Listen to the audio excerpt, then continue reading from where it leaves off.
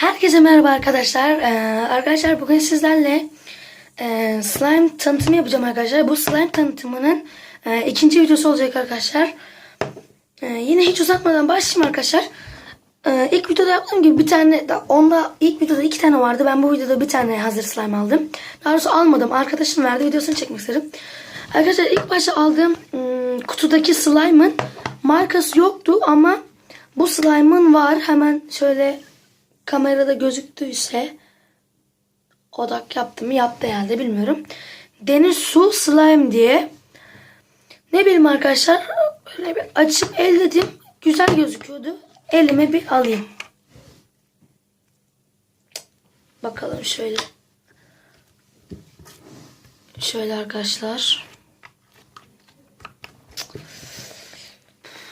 Açılıyor arkadaşlar. Elimde çok güzel açılıyor. Baksanıza. Böyle simli mimli pembe bir renk. Fiyat 2 ya da 2,5 TL civarında. 2 TL herhalde. Çoğu kırtasiyede bulabilirsiniz. Yeni çıktı zaten.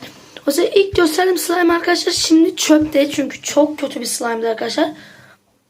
Ama baksanıza arkadaşlar, şöyle simli mimli böyle güzel bir slime iniyor aşağı. Bam. Şöyle arkadaşlar bakalım. Böyle sıkalım. Sıkınca hiç patlamıyor, böyle çiğ köfte şeyi alıyor.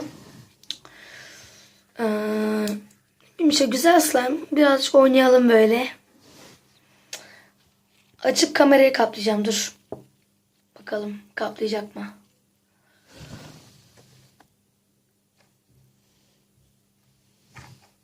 Kapladı mı? Göremiyorum. Kapladı mı? Aa, kaplamış.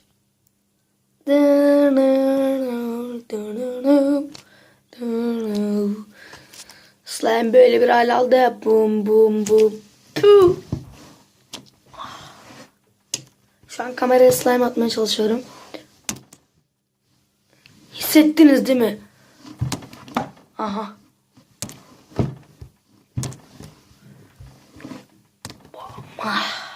Bom. Geldi arkadaşlar, hemen kamerayı tekrardan düzeltelim. Arkadaşlar belli oluyorsa buralar yağ oldu, nedenini bilmiyorum çünkü slime sanki yağlı gibi. Ama arkadaşlar görünüşü çok güzel bir slime.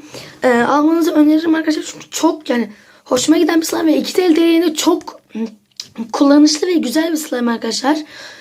Hani zaten şu şeyleri çok hoşuma gitti. Nasıl desem, yumuşaklığı, açılması, yapışmaması, bak hiç yapışmadı arkadaşlar gördüğünüz gibi. Mıncıkladım, şey yaptım.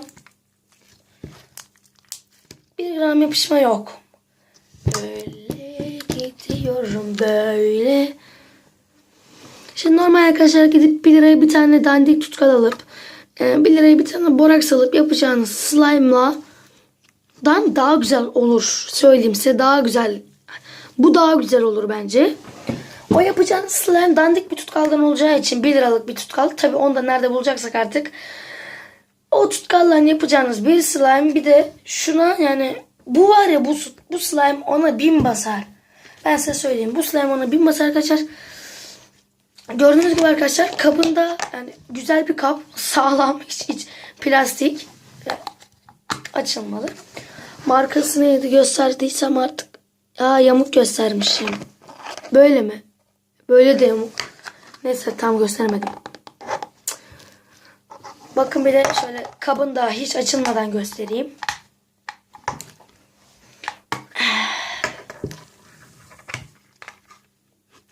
Koyalım kabına. Alınca arkadaşlar ilk başta böyle bir görünüm var. Yanlardan göstereyim şöyle. Böyle bir görünümlü slime. Bakalım kopması çok hızlı kopmuyor arkadaşlar ama yine de kopması var, ama tüm slime'larda olan bir şey bu. Neyse, devam edelim. Ben sizin kargoncunuz. Devam. Evet arkadaşlar, şu an her zaman tüm aldığım slime'larda ya da yaptığım slime'larda yaptığım bir şey yapacağım. Ve yaptım. Arkadaşlar slime aldım, gördüğünüz gibi şöyle. Bakın. Çok değişik bir şey yaptım şimdi. Bu slime bu kadar. Peki buradan slime gözüküyor. açtığımızda aynen. Evet arkadaşlar, son bir kez bir açma yapalım. Açma. Şöyle bunu bir açalım, böyle kocaman açalım, böyle kocaman açalım böyle. Yırtılma. Bak Onu evet arkadaşlar, bu videomuz bu kadardı. Arkadaşlar videoyu beğendiyseniz like, beğenmediyseniz dislike ve yorum atmayı unutmayın arkadaşlar. Ve abone olup bildirim butonuna basmayı da unutmayın. Sizi çok seviyorum arkadaşlar. Bay bay, bir dahaki videoda görüşmek üzere. Bay bay. Bay bay diyemedim. Bay bay diyemedim. Bay bay.